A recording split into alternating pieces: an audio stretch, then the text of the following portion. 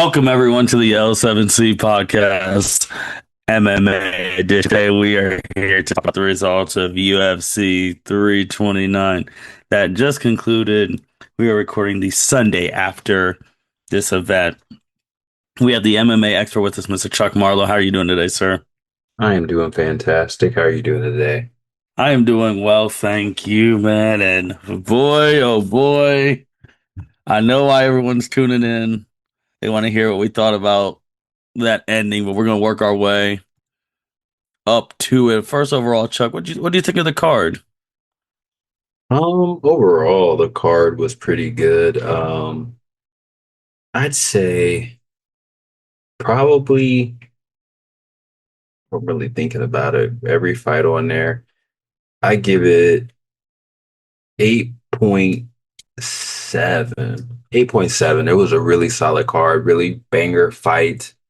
I mean, it really had great potential for a 9.7, but when you have a main event in like that, I mean, we'll get into it, but that really drops the scale because you really hurt the fan base, the pockets of a lot of people. So, I mean, not myself, but others for sure. I mean, people who paid thousands of dollars to be there and they're not happy probably. I mean, but there was a lot of banger fights they got to watch. So, I mean, you still got your money's worth at the end of the day. Right, right.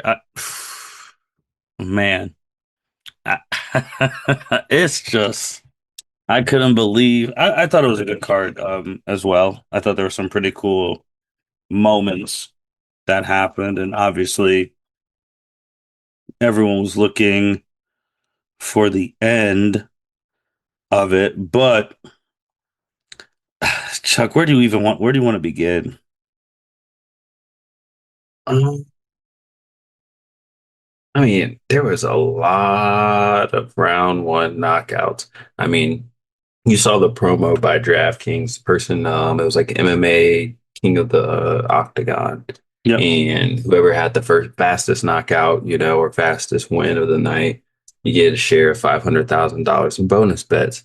I mean, there was a lot of round one knockouts, and there was a lot of people who are probably highly upset because they probably picked that one out of 82 on a certain person, but then you have someone with 69 seconds or 5 seconds or 6 seconds. It's just like kind of crazy.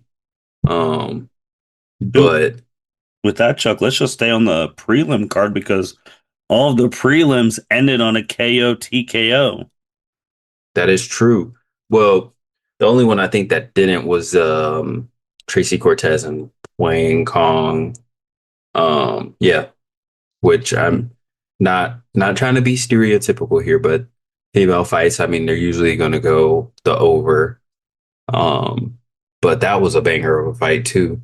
Tracy Cortez got her eyelash knocked off in the octagon. Mhm. And that was hilarious. I really think the Alessandro Costa and Cody Durden fight was really good. Um, Alessandro Costa in that flyweight division, if he continues with the training camp that he's been with, he can make some noise in that flyweight division and maybe get up to the level to be able to contend with Joshua Van. Just got to see what the projection looks like on his career. Damian Pinas. I don't. That sounded like a. Okay, we're going to skip past what I said. His name, no, like honestly, if you listen to the commentators, it sounds the same way.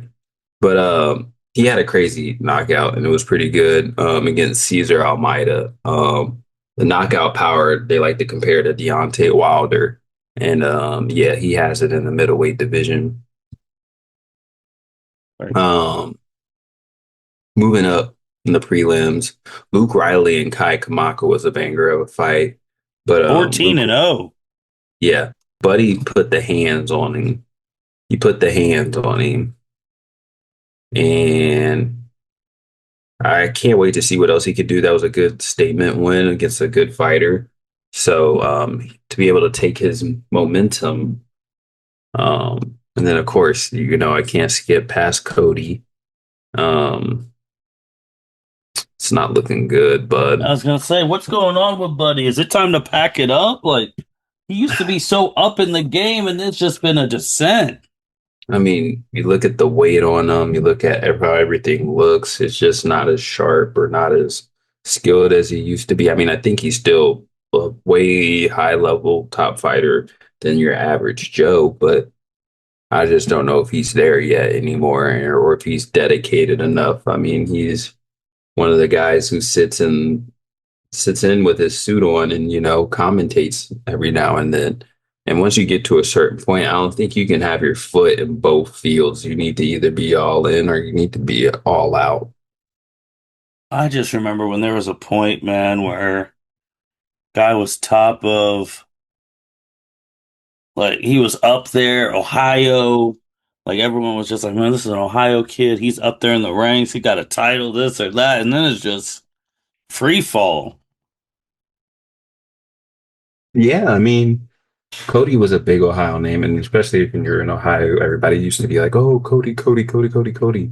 And then just now, I would if anyone in Ohio who mentions Cody, they're like, "Oh, well, he's washed bum," blah blah blah. So it's very interesting to see how he was so young and he was after those TJ Dillashaw fights, it was just all downhill from there. Like I said, when a fighter loses, sometimes they lose that momentum. He had everything. He was at the top, had a lot of marital issues and other stuff too. And so I think all that just helped fall into his downfall where he's at now. Yeah. Yeah. Right now, 15-8, man. TKO'd in the first round. Like, you already said he's already talking, like, he already does stuff in the suit, commentating further for fights. That might just be where he has to make the full transition because I don't see him ever getting back to where he used to be. Yeah, I don't think anyone does unless he like went through like a whole rebirth like type of ordeal and like really hit the ground hard and like spent a whole year really getting back into the grind. I think he could, but I don't think he's got that in him at this point. He's got everything. Next one that everyone was talking about, Gable Stevenson. If people remember him, you know, Olympic wrestler, used to be on WWE, got cut from WWE because he was they were trying to deem him as the next big thing, but he never even really did anything in WWE. His charisma was awful, so he got cut. Makes the transition to UFC. Currently 4-0. He got a first round KO TKO against Elijah Ellison. Chuck, how well did you think Stevenson look, and do you think he can be an actual player in the sport? I think he definitely can. I mean, if you look at the timing of his projection and everything right now, you got like Magomed, Alex, Cyril, Aspinall, John, I think. But that's your heavyweight division, really. Josh Hoke, all right. I'll throw you in there now too. That'll probably make you smile. But by the time he really hits his projection like he should, because I mean, it's going to probably take him like another year, year and a half, depending on how active a fighter he is. He can get to that title shot, but it depends on the names of who he beats, how he beats them, and what his promotion looks like. I mean, what I saw against Elisha Ellison, I mean, Elisha Ellison kind of stood there like a punching bag and took punches, but I think also the part is Gable Stevenson's striking was just really that good. Mhm. Um, He's been working with John, and you can see it in the technique, the form, really sharp, clean, fast, quick delivery, in and out. And if he didn't even have to really wrestle. So if he can do that and not even have to use his wrestling, I'm really impressed. So I want to see if he can continue to do that. Yeah, yeah, very. More eyes are getting put on him for, and let's see how that keeps going. If he becomes a major player in this game and gets some major fights, then we'll really see how he does when he gets on the major fights. Chuck, going into one more on the preliminary card, a stalwart in this game, Robert Whitaker. Um, him versus Nikita is how you say Yeah, his name. Nikita Krylov. Yep, Nikita Robert came out on top again. Another. This was in round three, KO TKO. But Robert's a stalwart in this game, and he's still going. Yeah, I mean, true front runner in the MMA industry in the UFC. He's been around for a long time. Great things in the middleweight division, and he took the took a chance, put on some weight, moved up to like heavyweight, decided he wants to fight at the 205, not have to do a crazy weight cut. And now he's fighting in that light heavyweight division where his speed looks like it transferred really good. Mhm. And the chin looks to hold up pretty well. The striking still looks sharp as ever. So Mhm. now that there's a lot of openings in that light heavyweight division, being that John Jones, Alex Pereira, and a few of those other guys are out of there. I mean, you still got to worry about people like Carlos Olberg. Um, Let me think. I gotta go look. I'm cheating. Yeah, I know. Um, Magomed, Jiri, Paulo Costa. I mean, Jamal Hill, who looks like he moved up to heavyweight, maybe. Khalil Roundtree, but not too many other people up there. So I think he has a chance to really throw his name up there and for a belt. So I think it's a good move and decision for him if he can continue to outclass people like he did against Nikita. I mean, he broke his jaw, made him literally like go to the ref like, "Hey, let's stop the fight" in the middle of the fight. Turned Yeah, his head, held his jaw, and like, "Yeah, my jaw's broke." yeah, yeah. No, you're right. You're right. We'll see how, like you said, we'll see how that plays off. Then we go into the main card again. A lot besides the third match on the main card. Knockouts and some submissions in this one, man. We got King Green. He came out on top with a TKO in the first round. Was basically a as close of a buzzer beater as you can call it, bro. Like with 1 second left in round one. Yeah, I mean, and the thing is, if you go back and look at that fight, Bobby was getting his ass whooped. Hmm. Like he was getting whooped on. And Terrence McKinney has all these finishes under 4 minutes in the first round in his career, all these first round knockouts, all these different things. But there shows a problem to it. If you can withstand the first 4 minutes or onslaught and attack and be able to withhold, he breaks. And Bobby had the performance of the night for a reason. He got his shorts, as you can see, his custom shorts, because he's from SoCal. And I think, I don't know what happened, but something activated in him where he just put it on Terrence McKinney, and McKinney, I don't know, just crumbled. I think it kind of was an early stoppage, and I mean, you might as well give him to the last second of the round and see how the round flips out, and maybe just let the judges see that round as a draw or something. But I mean, either way, Terrence McKinney should have did more to try and fight back or to try and get back to his feet and defend himself. He just sat there and took it. So it's on him. Then you go to the flyweight match with Brandon getting the dub. Man, with the apostrophe in there. Did you say Loner? Lonair Hmm. Kavanaugh. I don't know. I usually just say Kavanaugh. But a submission one, round three. We got a submission. We got a tap out. Chuck thoughts. I mean, that was a really good fight. It was a banger of a fight. There's a little bit back and forth here and there, but Brandon Royval did what he needed to do for once. He utilized his reach, his length in that flyweight division for being a lengthy flyweight, and really kept him at bay with some of the striking. Did good in the wrestling department too. And then he ended up eventually getting that submission by getting Kavanaugh to tap. and he sunk in I think it was a rear naked, and you could just see his face turning red and starting to pass out.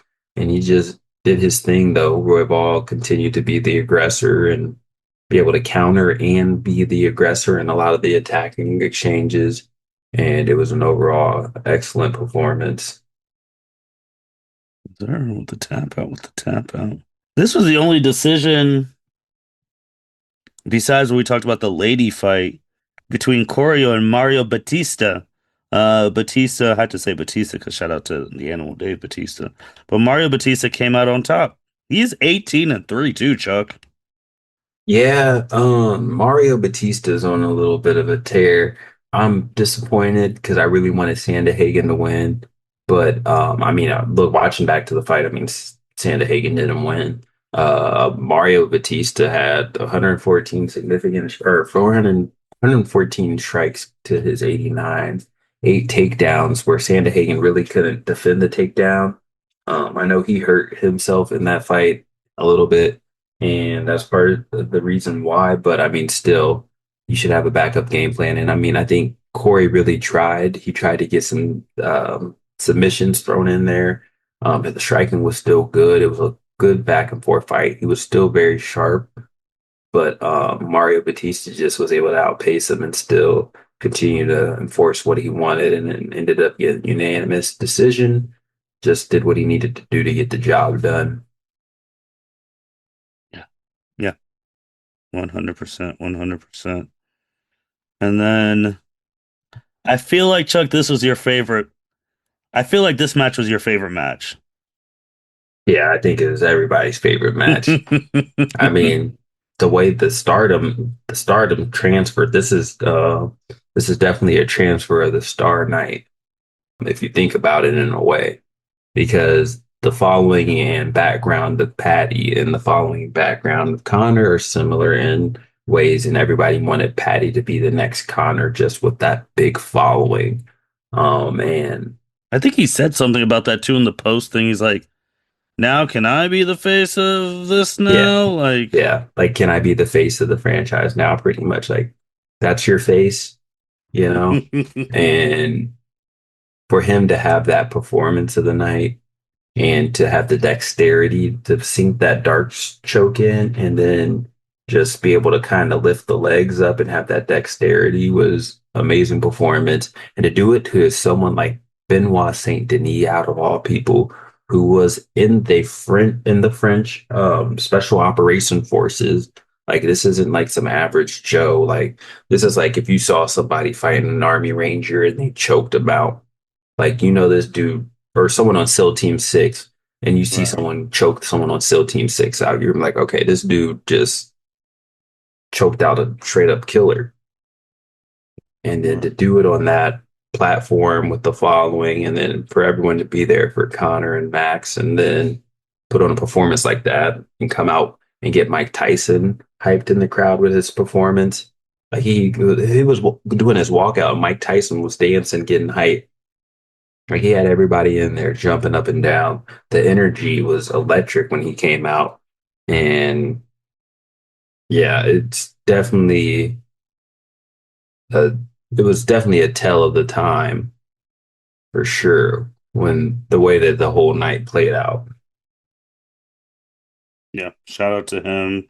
Shout out to Patty. Could be now officially changing of the guard. We'll see. Oh, Chuck, Chuck, Chuck. Main event. Reason 99.9% of the people are here. Reason 99.9 of some people would travel to the place for the fight. Reason why Dana said this was an even bigger gate than the White House, which I'm like, that's kind of crazy, but I take his word for it. Max Holloway, the return of Conor McGregor. 5 years since we last saw Conor, which is kind of crazy. That's been almost half a decade. Everything building. You saw it. 85% of people on the money lines taking Conor across all the betting sites and everything. And Chuck, it was the most anticlimactic main event maybe in UFC history. I just think it was poetic. I think it was like a poetic justice like type of instance, honestly. I mean, you had that whole beef with Jake Paul's brand, and for that fight to be so quick and like go the way it did, and then you also make and announce this fight that same night of that one, and then for this main event to follow in the same suit is either one fishy, two just ironic, or three just poetic justice. Tell the Um, people what happened. So if you don't know, Gina Coronel had a huge layoff, similar kind of to this. I mean, Connor didn't get like obese or anything, but I mean, he was on drugs like cocaine and partying and a whole lot of other things. And I mean, to have a 5 year layoff is crazy. And then, she went to go fight Ronda on Netflix and then that whole hype up. And then for that fight to be like 30 seconds and get put in the arm bar and tap for everybody to hype that up. But on that same fight night, you had Dana White. I'm going to announce Conor McGregor and Max Holloway in the middle of a Francis Ngannou fight to take away all the hype from there. Now, fast forward to this, and you got Jake Paul, Logan Paul, all on Twitter laughing like, look, kind of like, look at what happened to you now. So it's just all crazy. But I mean, this ultimately comes back to what I say all the time. You're either all the way in or you're all the way out. You can't come back after a 5 year layoff and try and do a Jorge Masvidal and run up and just think you're going to get a 5 second knockout. Now you look stupid. You cut your hair and you got a mohawk and did all this extra stuff and put on this show and parade just to come out there and do that. I mean, I feel like it's a letdown for people who really follow because there are people who are diehard Conor McGregor fans. They're sad. They're probably crying, bawling their Oh eyes yeah. out, realizing like my idol is done for. Maybe you should focus on your priorities, but still, like there's people who are in shambles about this. But I mean, you got to look at the reality of the fight game. You took off for 5 years. At this point, he's I think 37. Um, all he's been doing is partying. Um, that's not good on your body and your longevity. You already have previous existing injuries to that right leg. Um, you planted wrong on the right leg too when you landed. Just everything about it, just what. So this, the saying, it's like, worst like the worst thing that could happen will happen or whatever. I don't know how it goes. Hmm. But basically the worst thing that could happen did happen. All right. And I mean, I think Dominic Cruz somewhat faced it, say, or not faced it, stated it the right way. I think Connor was trying to run from the partying and the drinking and stuff through fighting. And now he's back to square one. God's putting that same test in front of him again. How bad do you want it? Are you going to go back to partying, the money and everything else? Are you going to really be dedicated to this? He's got two decisions. And it's just, this is one of the most humbling moments for him now. How humble will he be? That's the question. Yeah, we've because it's just been so baffling. One, you can't make this up. Like you go to throw your first kick a millisecond into the match, and you pull your shit. Like really, you blow your whole knee like on that kick. So I'm like, does your body even want to do this anymore? I mean, we've been saying this forever. Ever since he made that 100 million off Floyd, things have changed. Like he's won one fight in 5 years. Let's be completely honest about that. One fight in 5 years, and And that was against a retiring Donald Cerrone. He was already on the way out the door, ready to retire. just think about this: if you're a fan of Connor post COVID, so post COVID, post pandemic, you've seen him lose via KO, lose due to injury, lose due to injury, because those are like post like when COVID was all controlled and all that.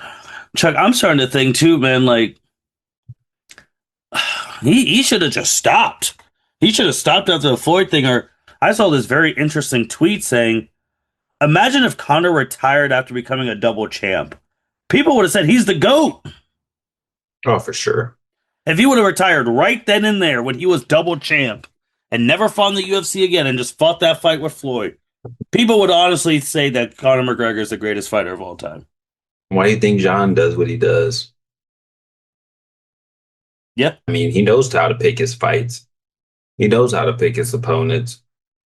I mean, I'm not saying I love it. I'm not saying it's the best thing to do, but I mean, at least he can say that he doesn't have that as much of a stain on his legacy as Connor. Yeah, like it's just crazy. And then the fact too that gets people hot about this stuff, like, dog, you waltz in here the first time in 5 years. Your fight, you blow your whole knee in 15 seconds. And not even 15 seconds, less than 15 seconds. And you made $30 million Yeah, while the $30 million. opponent who beat you, quote unquote. Max Holloway made three, Piblet made 850, and BSD made 500K. Come on, that discrepancy is crazy. Yeah, 30 million for 69 seconds. $430,000 a second. $430,000 a second. Most people aren't making that in a year. Shoot, 4 years. I mean, that's crazy. To blow out his knee. He made $430,000 a second to blow out his knee. And Yeah, then you have someone like Max Holloway who didn't even have to throw a single punch, didn't even have to do a weight cut, didn't get punched, and made $3 million. Probably fight again next week if he wanted to.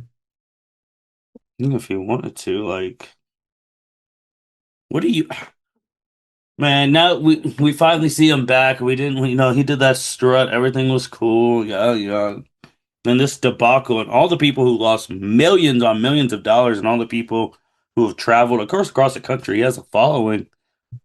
What the heck do you do now? He said he wants to come back and fight. He has one more fight on his contract. Pretty sure this next couple of days, probably by Monday afternoon at lunch, we'll know the severity of his injury and how long he's going to be out for, because he's going to have to get surgery if he blew his knee like that. Um, Yeah, I- depending on what that is. If it's like an LCL, ACL, that could depend. Now, if it's just like it got popped out, like I don't know, that could be a shorter term. But if something's torn or blown out, like it's gonna be a longer wait, longer process, a longer rehab, a lot more battles for him to deal with when not having fighting. Because a lot of people use fighting to save them from other things. And that's what he's trying to do. But he's got to sit at the table and really look at things now. so that's where I just think that, yeah, like you said, he's got to see what he's got to do. He really has to. I personally, I mean, I am honor your contract, but gosh, man, if you keep getting injured, you gotta see what you can do with that. But Max saying he'll wait and they got to do number three. I'm sure Max does want to wait because you're gonna get a bigger payday with Connor, and they're like, oh yeah, let's go get this money. But are people gonna turn in like that again, Chuck? He'd Fool me have to once, show shame on whatever it is, and then fool me twice, shame on me. Like, come on, fool me once, shame on you. Fool me twice, shame on me. Like, come on he'd now. have to show a lot. I mean, like even if you look at the thing after the fight, like when Max first walked up to him, it looked like he said, "Why'd you even come back?" Hmm. Like I feel like he kind of went like, "Why are you even doing this? Like, what are you doing this for?" Like I don't feel like you're into it. Like the feeling I feel like for everybody is he's not into it. It's a gimmick. I don't know. So I really don't know. It's all speculation. So we can only just wait and see. Yeah, he's got a lot to look at and really, really evaluate. Can he humble himself and really put in the grind? That's true. I'm gonna just leave it at that. I think that's the best thing you said, Chuck. Where's the heart? Where's the grind? He has to understand what it's like to feel broke again. And sometimes that means breaking down somebody to their core. Like what was going to break you down to make you think, dang, I really gotta full figure this out. Yeah, so that's what we gotta do, man. Chuck, anything else, man? I know that's what the people wanted to hear. They wanted to hear our reaction to the Connor thing because you can't make this shit up, dog. Like, and then for the people who are just watching at home, you're staying. For some people, they stay up for this stuff. You're staying up till close to midnight for an anticlimactic thing. It's kind of, I mean, I want to say two out of the three last things we reviewed were anticlimactic. The Ronda Gina main event on their thing, anticlimactic. This Connor one, anticlimactic. Like, obviously, you can't foresee these things. Like, you can make estimates, you can make guesses, but if them actually happening, like, dog, I put my iPad or TV on till midnight plus for 15 seconds in the main event. Come on now. Waste people's time. But I mean, if you watched everything else leading up to it, you'll feel pretty relieved at Yeah, least. yeah, yeah, yeah. Chuck, anything else, man? This Connor thing's going to dominate the airways for at least a week or until we get the diagnosis. Like UFC 2, man, I just gotta say, y'all better than that. Know the Dana said they're the worst sport at it. Know the famous people at your stuff. Yeah, Shakur Stevens even said He's he Jalen tweeted Williams he said he tweeted at Dana, he said fire him. and J Dub, and then I didn't know just anyone could be ring girls like Indiana Fever player Sophie Cunningham. I'll be a ring girl. Dana's like, sure, and then let her do it. I'm like, all right, well, whatever. This was the first big card post White House too. Yeah. And So then for it to have that effect is kind of funny. so because what is because obviously we got some UFC fight nights coming up, but next is UFC 330. I feel like they should. Oh, for this stuff, they got two women's matches already. Women flyweight, Yeah, I think it's Mackenzie Dern. Meg Yeah, that's McKenzie and yeah. She'll get yeah, views I just because almost this forget is her a name. Jillian Robertson. Yeah, Jillian Robertson. Yeah, this gonna get views. I mean, just because of Mackenzie, and then Islam Machkov Yeah, it'll versus be Islam and Ian. 28 and 1 for 17 and 1. Oof. Yeah, that one's gonna be good. We'll see. This would be like basically a Connor versus could be, or yeah, Connor could be 2.0. We'll see.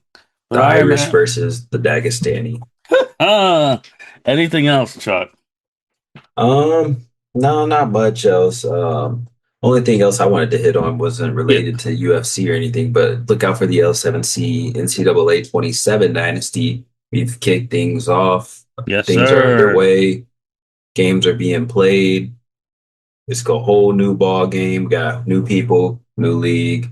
Um, just look out for that. Yes, sir. Yes, sir. You're right on that. That's where Chuck's running the league. Chuck's the commissioner of the L7C league on that. So again, if you're listening to Chuck here and you want to give his sports stuff a chance, go check out the L7C Dynasty like he said. That's where you see Chuck in a different light. He's running that. You see the teams that are in there, so on and so forth. And like he just said, there's still kickoff week. There's still games good to be played. Some more PvPs. For people who don't know, that means player versus player. And yeah, with that being said, thank you everyone for listening to L7C podcast. Make sure you like, rate, comment, subscribe wherever you listen. Make sure you check out the L7C Dynasty College Football. There's a playlist on the YouTube if you want to catch some old games. They're gonna do a lot better uploading this new season's games. We kind of slacked off at the end of the last one, but they're gonna be in full force now because we see that y'all love those videos. So that being said, L7C Podcast signing out. Thank you for listening to this episode of the L7C podcast. Be sure to like, rate, review, and subscribe to the channel. Follow us on all social media platforms, and we'll be talking to you guys soon. Take care.